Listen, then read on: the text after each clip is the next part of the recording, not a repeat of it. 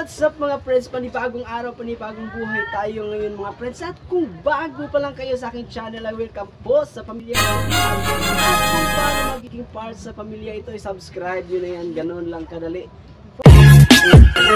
For today's vlog mga friends, bali bago natin sisimulan tong video na to mga friends, ilang oras na lang.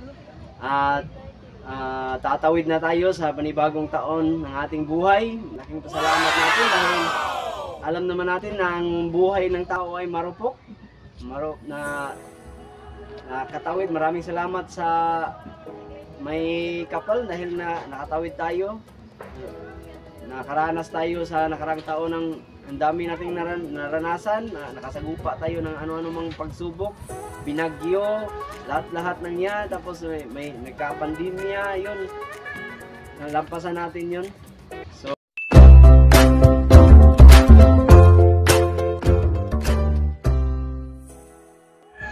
So yun mga friends, ito isi-share ko lang to sa inyo mga friends. Sana makabigay ako ng aral, kumbaga kahit katiting lang, masaya na ako dun na hindi maranasan tong mga naranasan ko na yung ano ang sinapit ko ngayon.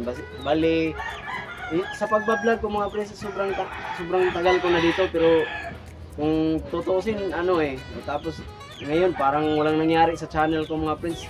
So ito yung mga aspeto na dapat tingnan. Kumbaga ito kabaligtaran to sa nangyari sa channel ko mga friends. Unang-una, tatalakayin natin kung ano man ang iyong nasimulan ay dapat mong ipagpatuloy. Yun mga friends. Kasi sa channel ko mga friends, kumbaga sinimulan ko nung nag-umpisa ko, parang nandyan yung pagiging eager ko sa paggawa ng video. Tapos nung nagka-problema ako, nakasagupa ako ng mga problema, ano-ano nga, etc. dyan. Parang nanghina ako, parang, anong tawag nito, tinamad sa paggawa ng video. So yun yung dapat natin iwasan mga friends, na kung ano man ang, ito yung sinabi, kaya nga ito yung, yung unang espito, kung ano man ang iyong nasimulan ay dapat mong ipagpatuloy. Yun. Paano, kumbaga, may sayings tayo mga friends, naniniwala naman ako dito na ang umayaw ay hindi nagwawagi at saka ang nagwawagi ay hindi umaayaw. Yun mga friends. Dapat ay consistent ka sa lahat ng bagay na ginagawa mo. So, pangalawa tayo mga friends. Kung kulang kasi ako sa mga friends kulang ako sa support system.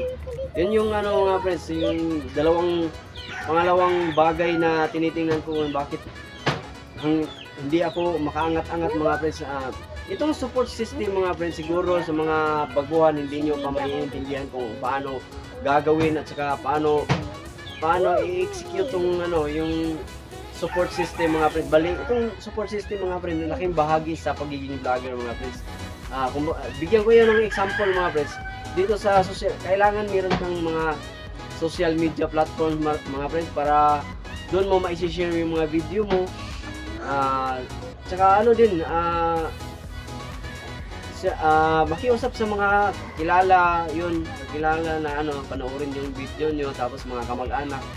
Yun, doon ka mag-umpisa na tapos ikwento, ibahagi sa iba yung mga naging video mo, nagagawa ng video mo para naman maikwento na para kumalat mga friends, para lumaki yung yung natures of vlogging mo mga friends. So dito dadako tayo sa pangatlo mga friends. Huwag padaig sa pagsubok at kung ano man ang hamon sa anumang hamon ng buhay.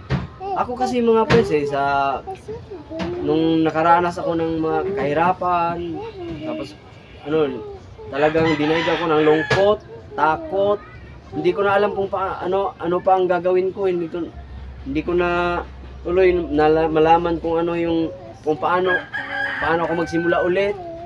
Parang ang nasa isip ko na lang yung ititigil ko na lang kaya to. Kumbaga pinanghinaan na ng loob. Wag sana dapat ganun mga friends. Para naman kung ano man yung nasimulan mo, sinabi ko na nung sa unahan, ay dapat mong ipagpatuloy, huwag panghinaan ng loob. So, pang-apat na tayo, maging matalino at mag-aaral ng mabuti. Ito yung ano mga friends, lalo na ngayon, sa panahon natin ngayon, ang dami ng mga vlogger na nagsisilabasan kung ano-anong ginagawa.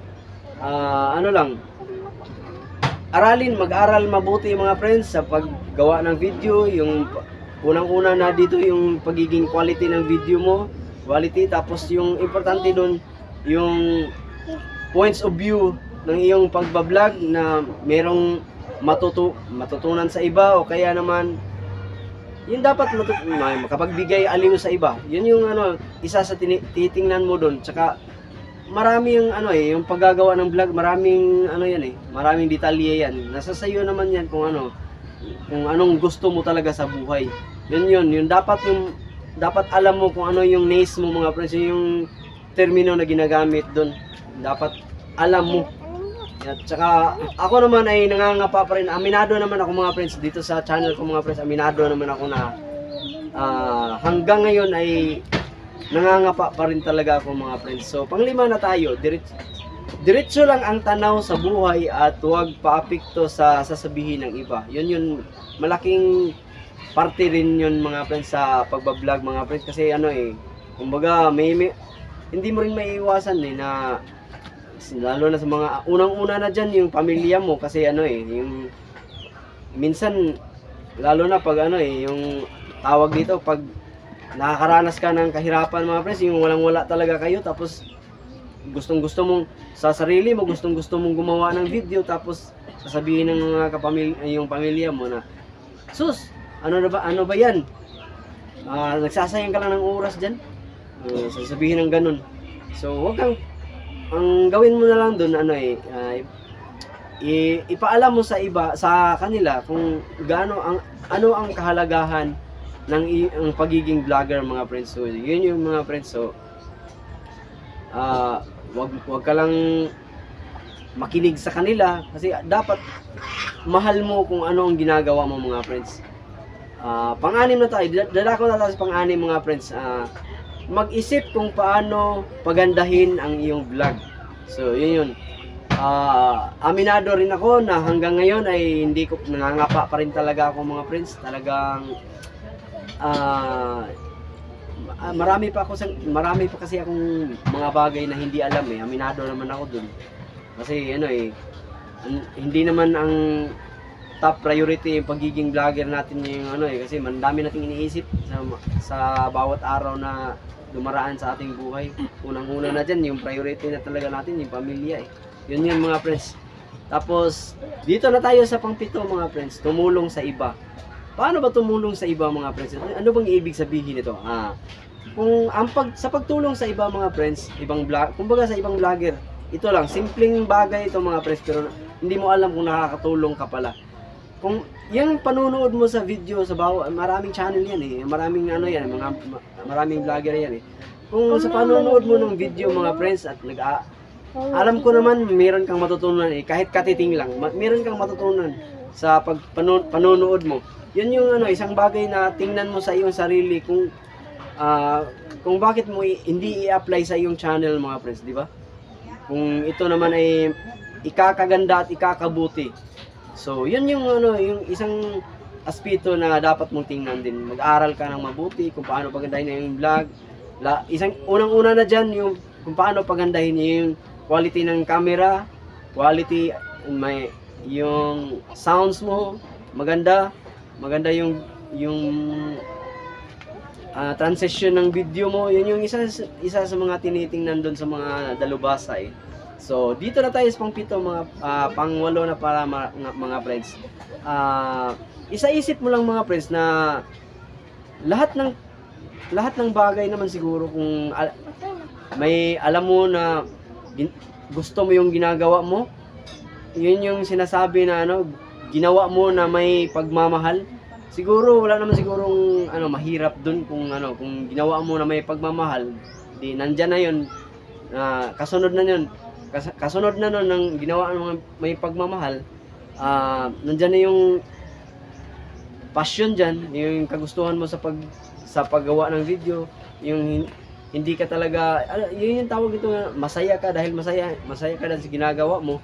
So, perfecto lahat, kumbaga, walang downfall doon.